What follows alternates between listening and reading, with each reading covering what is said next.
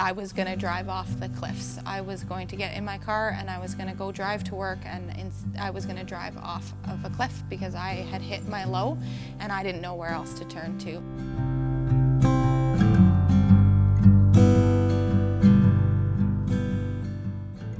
Hi, my name is Rebekkah McFadden, and I've been blessed with the opportunity to be able to share my testimony.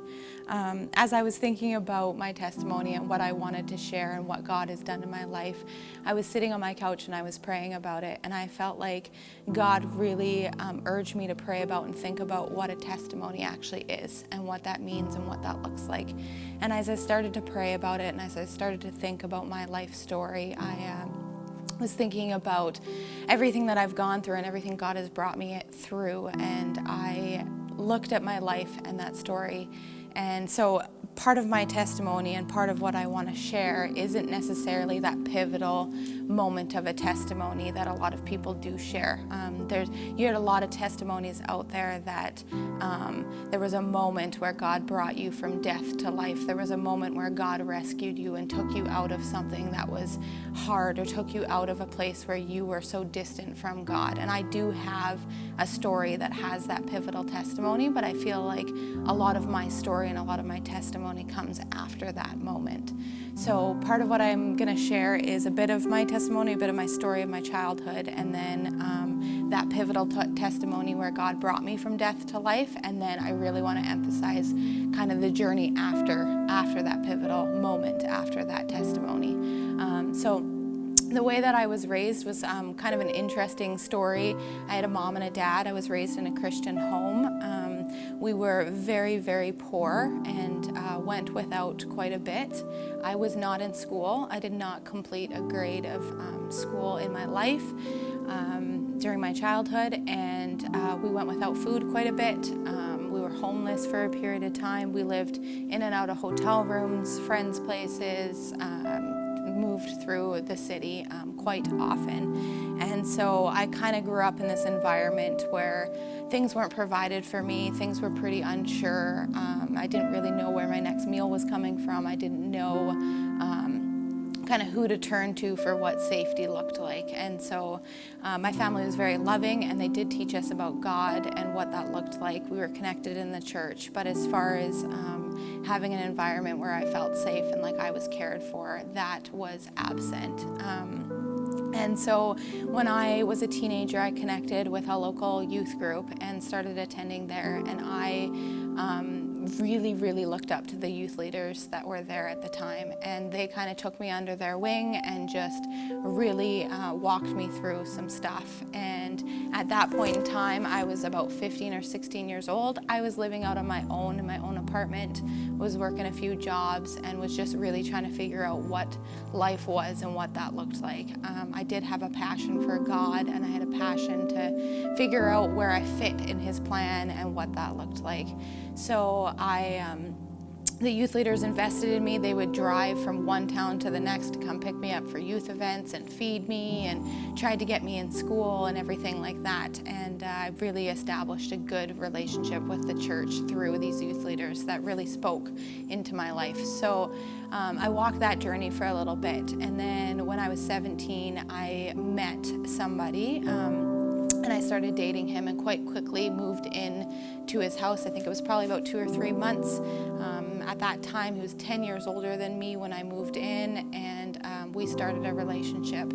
And I just really didn't have a framework for what a healthy relationship looked like, and I really did not have a framework for what love looked like. I had no idea. I didn't understand the concept of that.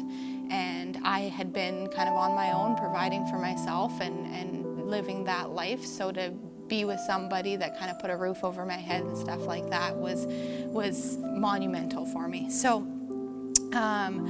at that point, the youth leaders stepped into my life and said, look, like, we don't think that this is the best choice for your life. And I completely shut down. I ran away from the church. I ran away from God. I ran away from everything. My boyfriend at the time was not a Christian, and I just distanced myself from everything that was. I then ended up marrying him and lived married with him for a few years. And then things got really, really rough. Things were really difficult in our marriage. there was a lot of mistrust, there was affairs, there was a lot of money loss. It was just a really, really difficult relationship. And at that point, I had been so ostracized from the community, from my family, from God, from everything that I held to before. And so at that point in time, I was at my low. I did not know why I was even on this planet. And so I woke up one morning. My husband at the time had lost 30 grand to trading, to gambling, and he had gotten rid of my 2 dogs that I absolutely loved, and just things were not great. That morning I woke up and I was going to drive off the cliffs. I was going to get in my car and I was going to go drive to work, and I was going to drive off of a cliff because I had hit my low and I didn't know where else to turn to. And so it had been about 7 or 8 years since I had been a part of the church. I'd been part of youth group, a part of that community of people. And as I'm driving, I was just about to turn my car to go off of the cliffs, and I heard the names in my head of the youth leaders. And I was like, what? Where did that come from? And so instead of pulling off to the cliffs, I pulled off to the side of the road, and I just sat, and I was like, oh, I didn't even remember that they were people. So I ended up coming back to church and tried to find them. They ended up being the pastors of the local church. And so I reconnected with them and what that looked like, and that started my journey of God really bringing me from this low, low point, this death, this hopelessness to life. God stepped in and he changed my destiny that day. And that is so huge for me. That is a huge part of my story.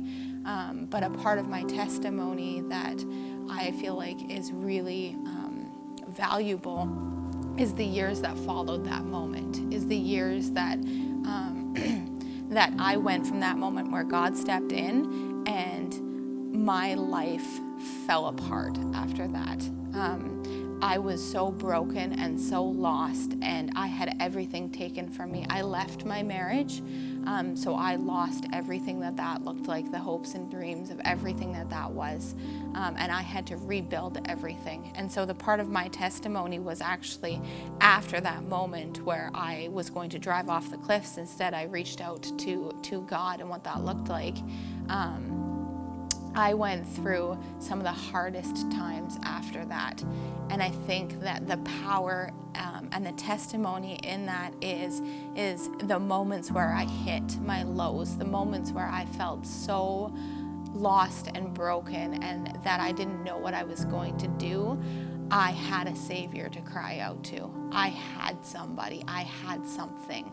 And so it was tough. It was a really hard walk to go through. And I look at the path that he took me on and the path that went through. And there were moments where I was on my floor bawling and crying out to God.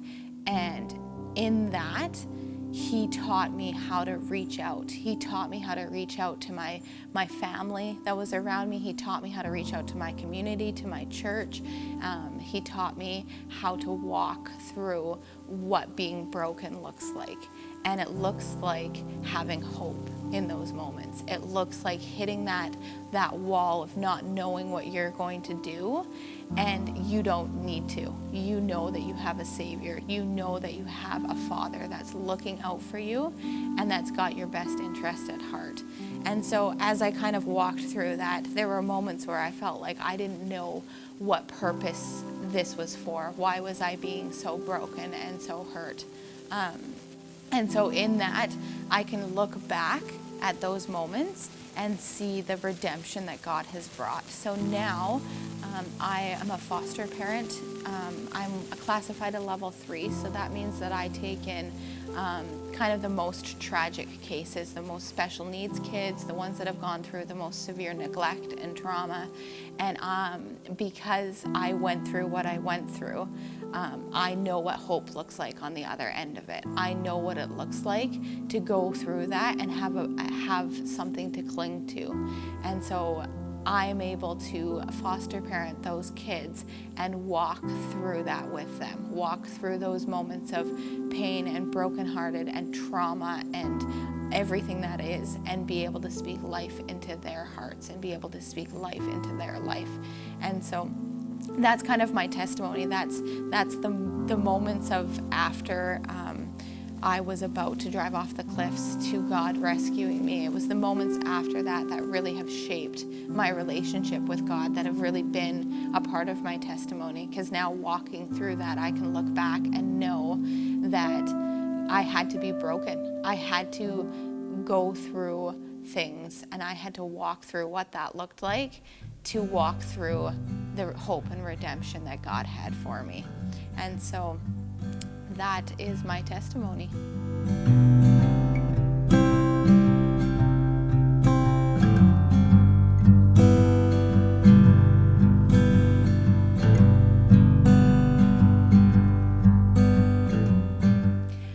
Hire my, yeah, that's just not gonna work.